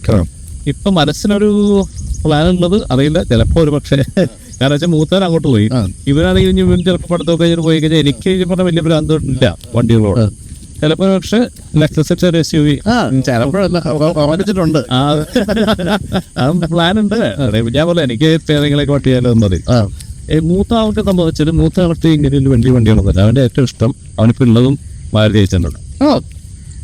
അവന് കോൺഗ്രസ് പഴയ കോൺഗ്രസ് എടുത്തിട്ട് കുറച്ച് ഇറക്കണം എന്നുള്ളതാണ്. അപ്പൊ ഞാൻ വേണ്ട അത് ഭയങ്കര ചെലവ് ഉള്ള സംഭവമാണ്. അവനെച്ചാല് ഞാൻ എന്താ നിലയ്ക്ക് ഈ മാരുതി ആയിട്ടുണ്ട് ഇത്ര സംഭവം. അവനാ ഈ പഴയ അതും ഇപ്പൊ യൂസ് ചെയ്യുന്ന ഒരു 18 വർഷം മുമ്പുള്ള വണ്ടിയാ, 20 വർഷം കണ്ടിട്ടുണ്ടോ. അപ്പൊ ആ പഴയ മാറ്റിന്റെ ആ റബ്ബർ ഷീറ്റിന്റെ ഒക്കെ സ്മെല്ല് അതൊക്കെയാണ് അവന്റെ ഇഷ്ടം. അപ്പൊ യഥാർത്ഥ വണ്ടി പിന്നെ അത് കേട്ടോ. അത് വേറൊന്നുമല്ല, ഞാൻ പറയണ അവൻ ഇതൊക്കെ കൊണ്ട് ബാംഗ്ലൂർ ചെന്നൈയിലിപ്പോ അതുകൊണ്ട് പോയത് ഉണ്ട്. അപ്പൊ ഞാനൊന്നും കുഴപ്പമില്ല, എവിടെയെങ്കിലും ഉണ്ടെങ്കിലും ഞാൻ അവിടെ തന്നെ വണ്ടി ഫസ്റ്റ് വന്നു കഴിഞ്ഞാൽ അവിടെ തന്നെ കറക്റ്റ് ആണ്. ഇളയവരാണെങ്കിലും ഭയങ്കര വണ്ടി അത് പോത്തവര് ഇങ്ങനെ എന്തെങ്കിലുമൊക്കെ. ഇപ്പൊ ഈ ജിമ്മി പോലെ വണ്ടി ആദ്യമായിട്ട് വണ്ടി താല്പര്യം പറഞ്ഞേക്കാം. ജിമ്മി ക്ലാസ് ഞാൻ പറഞ്ഞപ്പോ നിനക്ക് താറ് ഇല്ല ഇതാണ് എനിക്ക്. നല്ല ഓരോ മനുഷ്യാണോ നമ്മളിങ്ങനെ ജിംനി ഇഷ്ടമാന്ന് പറയുന്നവരെ സംഘടിപ്പിച്ചോണ്ടിരിക്കുക. ഇപ്പൊ 2-3 തവണ ഇങ്ങനെ പറയണം, അപ്പൊ ഞാൻ കേൾക്കാത്ത മട്ടിലേക്ക് ഇങ്ങനെ ഇരിക്കാം. ഇപ്പൊ ലെക്സസിനോട് തോന്നുന്ന കാര്യം എന്താ? ലെക്സസ് അതിന് കാര്യമുണ്ട് എന്ന് വെച്ചാൽ എനിക്ക് തോന്നുന്നു ഇന്ത്യയില് എസ്പെഷ്യലി കേരളത്തിലേക്ക് ഇപ്പൊ കുറച്ചാളായിട്ടാണ് ഈ ലെക്സസ് ഭ്രാന്ത് അല്ലെങ്കിൽ ലെക്സസിനോടുള്ള താല്പര്യം വന്നിരിക്കുന്നത്. ഞാൻ ഗൾഫിൽ ആദ്യം പോണ സമയത്ത് ഒരു 30 വർഷം മുമ്പ് പോയപ്പോൾ മസ്കറ്റില് എൻ്റെ അച്ഛൻ്റെ ഒരു ക്ലോസ് ഫ്രണ്ട്, അദ്ദേഹം ബ്രിട്ടീഷ് മിഡിൽ ഈസ്റ്റ് ബാങ്കിന്റെ ചീഫ് എക്സിക്യൂട്ടീവ് ഓഫീസറാണ്. അപ്പൊ അദ്ദേഹത്തിന്റെ വീട്ടോട് ക്ഷണിച്ചു, ഡ്രൈവറെ വിളിച്ചു. അപ്പൊ എന്നെ ഹോട്ടലിൽ വന്നിട്ട് റൂമിലോട്ട് വിളിച്ചിട്ട് ഞാൻ താഴെ ചെന്നപ്പോൾ ഈ വണ്ടിയാണ്. അപ്പൊ സാധാരണ ബെൻസൊക്കെയാണ് നമ്മൾ പോകുന്നത്. അപ്പൊ ലെക്സസ് കയറി, അപ്പൊ വണ്ടി അത് സെഡാനാണ്, ഇത് ഒഴുകണ പോലെയാണ്. ഞാൻ മൈസ് ബോഡി എൻ്റെ ലൈഫിൽ ആദ്യമായിട്ട് ഇത്രയും സുഖകരമായിട്ടുള്ള ഒരു യാത്ര കാറിന്. നമ്മളന്ന് ഒന്നിയൊന്നും വെച്ചിട്ട് പോലും എനിക്കറിയില്ല, ആ സമയത്തൊക്കെയാണ് ഭയങ്കര ചേഞ്ച്. അപ്പൊ ഞാൻ അന്ന് വിചാരിക്കാം ആൾക്കാരെന്ത് ഈ ബെൻസും ഇതൊക്കെ പറയണത് ഇതെന്തുകൊണ്ട്. കാരണം പിന്നെ അതിന് ശേഷം ഇപ്പൊ ഒരുപാട് ലെക്സസ് വണ്ടികളിവിടെ പണ്ടത്ര ഉണ്ടായിരുന്നു. ഇപ്പോഴാണ് ആൾക്കാർ അതിന്റെ ഒരു ഗുണം മനസ്സിലാക്കിയത്. എനിക്ക് തോന്നുന്നു ലെക്സസും വോൾവോയും രണ്ടും ഇപ്പോഴാണ് ഇന്ത്യക്ക് എക്സെപ്റ്റ് തുടങ്ങിയത്. അല്ലെങ്കിൽ നമ്മളിപ്പോ ഏത് വണ്ടി വാങ്ങിച്ചാലും ഞാൻ ബെൻസ് എടുക്കാറില്ല, ഉപയോഗിക്കുന്ന ഒരു അവസ്ഥ ആയിരുന്നു ഇന്ത്യയിൽ. ഇതിപ്പോ ഒത്തിരി മാറിയിട്ടുണ്ട്. എന്തായാലും 30 വർഷത്തിന് മുമ്പ് ആഗ്രഹിച്ചൊരു കാര്യമാണ് ഇപ്പൊ സ്വന്തമാക്കാൻ പോകുന്നത്. തീർച്ചയായിട്ടും സന്തോഷമുള്ള കാര്യമാണ്. അപ്പോൾ ബിജു ഈ പറഞ്ഞ നമ്മൾ രണ്ടുപേരും കൂടി ഒരുമിച്ച് ഇത്രയും വർഷത്തിന് ശേഷം കണ്ടുമുട്ടുകയും നല്ലൊരു വീഡിയോ ചെയ്യാൻ സാധിച്ചിരിക്കും വലിയ സന്തോഷമുണ്ട്. എനിക്ക് മിസ് ചെയ്ത് ചെയ്യുകയാണ്. കാരണം അതുപോലെ എല്ലാവരും ഒരുമിച്ച് നടന്നിരുന്നതാണ് നമ്മുടെ ക്യാമ്പസിൽ കൂടി മഹാരാജ് പോകാൻ സാധിക്കില്ല. മഹാരാജ് ഇപ്പോൾ കുറച്ചാണ് പോയിട്ട് അവിടെ കയറി കഴിഞ്ഞാൽ മൊത്തം ഈ തൊന്നവരുടെയും ചത്തവരുടെയും പടങ്ങൾ പേടിയാകുക അതിനകത്ത് കയറി കഴിഞ്ഞാൽ. നമ്മൾ ആ പഠിച്ചിരുന്ന കാലഘട്ടം എന്നൊക്കെ ഒരുപാട് പിന്നെ ഞങ്ങൾ പഠിക്കുന്ന കാലത്ത് ഞാൻ പഠിക്കുമ്പോൾ ഫസ്റ്റ് ഇയറിൽ രാജീവ് രവിയും സെക്കൻഡ് ഇയറിൽ അമൽ നീരതുമായിരുന്നു ചെയർമാൻമാർ. അങ്ങനെ എന്താ പറയുക, കലാകാരന്മാരുടെ ഒരു സംഗമ സ്ഥലമായിരുന്നു ആ കാലഘട്ടത്തിൽ. ദിലീപ് ഒത്തിരി പേര് അങ്ങോട്ടും ഇങ്ങോട്ടൊക്കെ സലീം, അതെ ഏതെങ്കിലും സ്ഥലമാണ് വായകം പഠിക്കുന്നത്. അതിലോട്ടൊന്നും അധികം കണക്കിൽ പറയണ്ട. അപ്പോൾ എന്തായാലും നമുക്ക് അവസാനിപ്പിക്കാൻ തോന്നും. അപ്പോൾ എന്തായാലും പുതിയ പുതിയ വാഹന വിശേഷങ്ങളും അതുപോലെ തന്നെ ഈ പാട്ട് രംഗത്ത് ഞങ്ങളെ കൂടുതൽ സന്തോഷിപ്പിക്കുന്ന ഗംഭീരമായ ഗാനങ്ങളൊക്കെ ആയിട്ട് വരട്ടെ. അതുപോലെ മോൻ്റെ പേരെന്താ? മൂത്താള് സിദ്ധാർത്ഥ്, രണ്ടാമത്താള് സൂര്യ. അപ്പോൾ സിദ്ധാർത്ഥിനെ നമുക്ക് തീർച്ചയായിട്ടും സംഗീത രംഗത്ത് ഇനി പിടികൂടാമെന്ന് എനിക്ക് തോന്നുന്നു. അപ്പം ഒരു ജിംനി വാങ്ങിച്ചു കൊടുക്കുക, ലെക്സസ് വാങ്ങിക്കുക എന്നുള്ള വേണ്ടതാണ്. Okay, thank you. ഞാൻ ഒരുപാട് എൻജോയ് ചെയ്തു. കാരണം നമ്മളുടെ ഒരുപാട് പഴയ കാര്യങ്ങളൊക്കെ സംസാരിക്കാൻ പറ്റി. കാരണം ഞാനെപ്പോഴും പഴയ ഫ്രണ്ട്സും അതിലുള്ളവർ കൂടുതൽ മീറ്റ് ചെയ്യാനായിട്ട് ഞങ്ങൾ ഒത്തിരി കാലം കൂടി കണ്ടത് എനിക്ക് ആവശ്യമുള്ള മോളുടെ കല്യാണത്തിന്. അതിനാണ് ഒത്തിരി കാലം കൂടി കണ്ടുകൂട്ടിയത്. രണ്ടുപേരും എറണാകുളത്ത് തന്നെ ഉണ്ടെങ്കിലും കണ്ടുകൂട്ടാറുണ്ട്. അതിന് ശേഷം അടുത്ത കാലത്ത് പനമ്പള്ളിയാറിൽ നിങ്ങളെക്കാളും തിരക്കുള്ള ആൾക്കാർ സമയം നോക്കുമ്പോഴത്തേക്ക് അവിടെ ഇവിടെ യൂറോപ്പ് പിന്നെ അമേരിക്ക പാട്ടൊന്നും പാടുന്നില്ലെന്നേ ഉള്ളൂ. വേണ്ടല്ലോ. അപ്പോൾ തീർച്ചയായും.